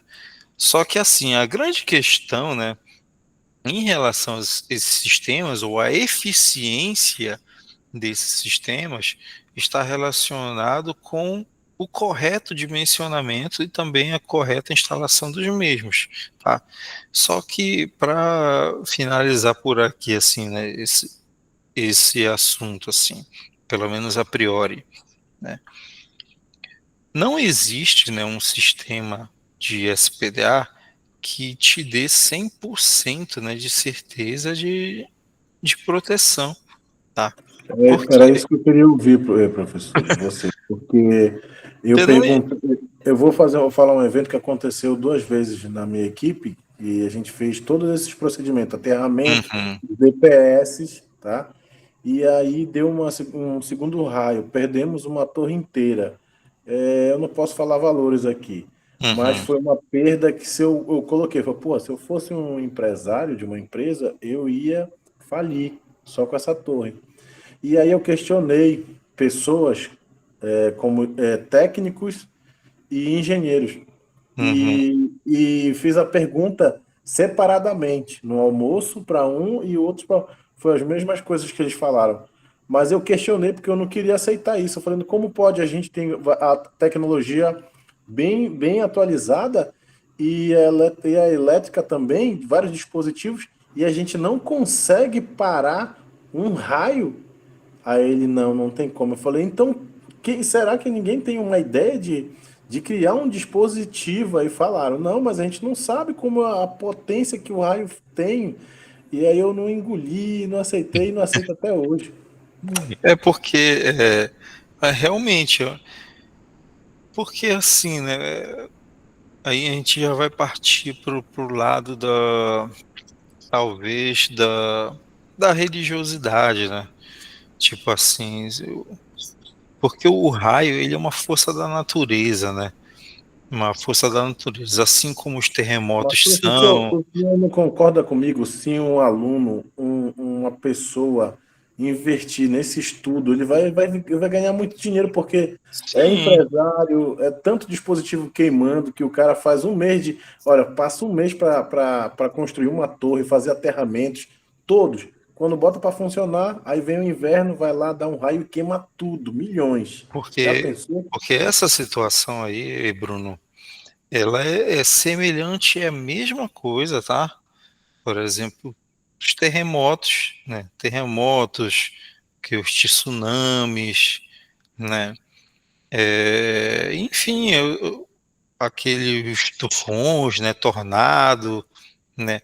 Assim como o terremoto e todas essas outras grandezas aí, né? Que eu citei, todas elas são fenômenos da natureza, né? Por exemplo, lá no Japão, né, que tem muito terremoto, o pessoal, eles têm muitas tecnologias que eles conseguem, né, com as tecnologias atuais, amenizar os impactos, né, mas chegar ao ponto de dizer, não, aqui pode vir o maior terremoto que vier, nós estamos preparados. Da mesma forma, os Estados Unidos, né, tem diversos estados lá onde tem os tufões, né, que sai assolando ali cidades inteiras, né, e eles conseguem prever, conseguem, né, verificar uma série de questões, mas fazer com que os efeitos, né, não sejam, né, sentidos, ainda não se Não conseguiu. sabe como foi que a gente foi parar os efeitos, professor? Hum, Foi que a gente concluiu que os DPS, aqueles de tomadas, que são transparentes, classe e 3. sabendo que quando o raio vem, não tem como segurar, ele vai lá, vem e estoura os disjuntores e não deixa passar desses DPS de tomada, que são transparentes, 220, com 10 Porque, amperes. Aí queima aquele carinha lá e a gente troca sim, por um novo. porque, Bruno, a solução, assim, até então, né, quando tu tem um sistema mais robusto e caro, porque esse que tu está citando, o DPS da tomada, ele é o classe 3, tá? O ideal, quando tu tem uma instalação mais robusta, né, é que tu tenhas o classe 1, classe 2 e o classe 3, tá? Pois Se é, pa- professor. É isso que eu quero lhe falar. É industrial. A gente tem todo tipo de segurança. É isso que eu falei, que o raio ultrapassa tudo isso, mas o que foi segurar para não deixar mais os equipamentos, que a última vez estourou, disjuntores, DPS, tudo do lado estourou mesmo. Uhum, Tudo que o senhor possa imaginar de segurança. Mas a única coisa que não deixou passar foi na tomada que alimenta, né, na régua de tomada, uhum, e nessa régua de tomada colocamos esses DPS de tomada, que aí ele não uhum, deixava ultrapassar para os dispositivos para não queimar. sim. Vamos lá, devido ao tempo, só para a gente concluir, mas é um assunto bom, viu? Aí pega essa dica aí, Bruno, viu? Para tu te especializar mesmo nessa área e já é um assunto, né, para o teu trabalho aí no final do curso, tá? Que é um assunto muito bom, por sinal, tá? Vamos lá. Então, eu fiz aqui duas retas, né? Aqui a reta que representa a corrente limite do disjuntor, a corrente de atuação, né? Isso na sobrecarga, tá? Então tá aqui, tem um equipamento ligado, a corrente está aqui. Aí eu vou ligando mais equipamento, a corrente vai subindo. Vou ligando mais e mais equipamentos. Ó, liguei, mas equipamentos ultrapassou o valor. Aí o disjuntor ele vai atuar por sobrecarga, né? Em um tempo específico, tá? Em um tempo específico. Quanto maior essa corrente aqui, ó, em um intervalo de tempo menor, o disjuntor vai atuar, tá? Então, a corrente de sobrecarga, ela tem esse comportamento gráfico, tá? A corrente no momento da sobrecarga. Agora, a gente voltando aqui para a nossa questão aqui, né? Que é justamente a corrente de curto-circuito. A corrente de curto-circuito, ela tem um comportamento extremamente danoso, né? No momento em que ocorre o curto-circuito, olha o que acontece com a corrente. Ela vai ter esse comportamento aqui, ó. Ela tende a ir para o infinito, tá? Ela tende, se não tiver nada que controle ela, né?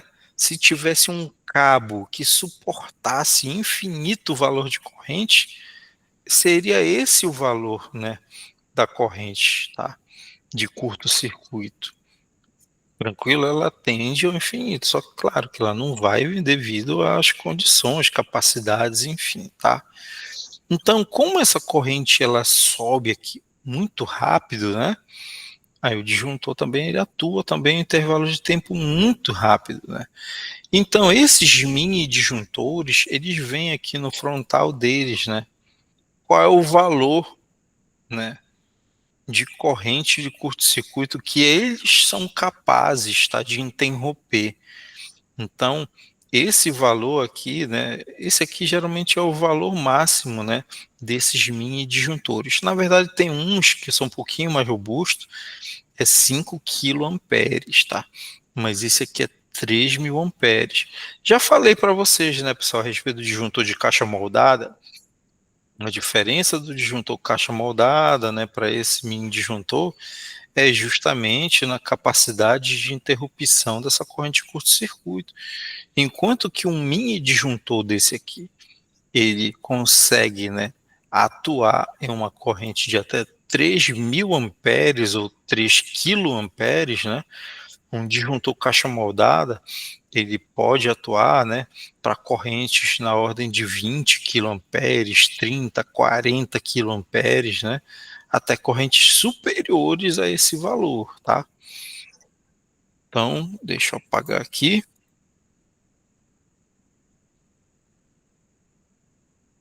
E tá aqui, tem alternativa, né? Facinho. Aí uma de relé térmico, né? Ó, imagine que você esteja configurando um relé térmico, né, para operar um motor trifásico com corrente nominal 27. A corrente do motor é 27. Qual deve ser a faixa de ajuste, né, para esse motor? Aí, ó, tenho esses relés aqui. Qual é o relé que eu devo comprar para que ele atue, né? Que ele trabalhe nessa faixa de corrente? O de 30 a 35? 25 a 30, eu acho. 25 a 30. E a Fernanda, qual tu acha, Fernanda? Na verdade, nem sei se a Fernanda tá aí. Ah, ainda tá ali a Fernanda. Essa daí não sei opinar. Não consigo opinar. Por enquanto. É tipo assim, Fernanda. Por exemplo, a corrente do motor é 27, né? Aí, ó, se eu comprar... Deixa eu pegar uma caneta aqui, ó. Se eu comprar esse relé aqui, ó, a corrente dele é 30 a 35. Quer dizer, nunca, né, o motor ele vai desarmar nessa faixa de corrente. Mas para que a gente simplifique, tem que ser um relé que esse 27 esteja dentro, né, desse valor. Aí, como você já bem observou, esse aqui, né, é o que mais se adequa. O de 25 a 30. Aí, na prática, né, eu vou lá, pego esse relé, né, eu vou lá, meço a corrente, 27 amperes, aí eu vou ajustar ali para 28,5, né, um pouquinho a mais. Na verdade, eu vou ajustar né, de acordo com a corrente nominal do motor e também com o fator de serviço. Lembra-se lá, né, do fator de serviço, a gente explicou no início da aula de hoje. Vamos se caminhando para a reta final, porque eu já estou ficando também sem voz. Olha, o que indica o estado acionado no contato 9596?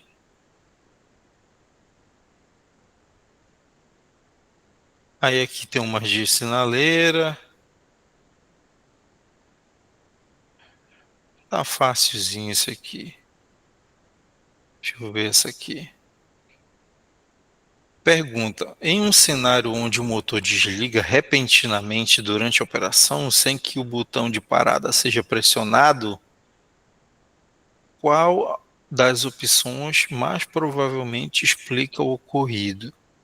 Aí tem algumas perguntas aqui, como vocês são expert em comandos, com certeza conseguirão resolver de boa.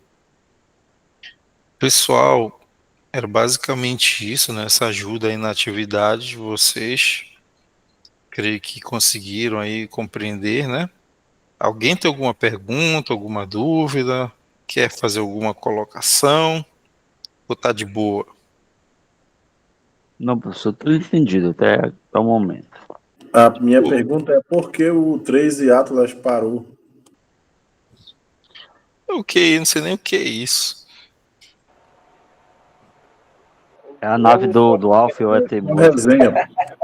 Olha, eu não sei isso. Eu acho que os desenhos que eu sei é Dragon Ball. Boa noite, professor. Pessoal, desde já, tá? Fiquem todos com Deus. Lembrando que hoje é a nossa penúltima aula, né? Desse ano. E semana que vem a gente vai ter nossa última aula desse ano. E voltamos em janeiro novamente, tá? Desde já, fiquem todos com Deus. Tenham todos uma boa noite, um excelente resto de semana. Amanhã você já tem aula lá no presencial ou é depois de amanhã? Depois de amanhã. Depois de amanhã vão lá, perguntem, suguem mesmo, professor, liguem, religuem, coloca a Fernanda para ligar, desligar, desfazer, ligar. É assim que aprende, né? Pessoal, boa noite. Fiquem todos com Deus, Beleza, tá? professor. Valeu, boa noite. Boa noite. Boa noite, boa noite. Boa noite. Pessoal, Boa noite, até Bruno. quinta. Tá quente, tá quente. Boa noite, boa noite. Valeu, Jefferson. Valeu, Mané.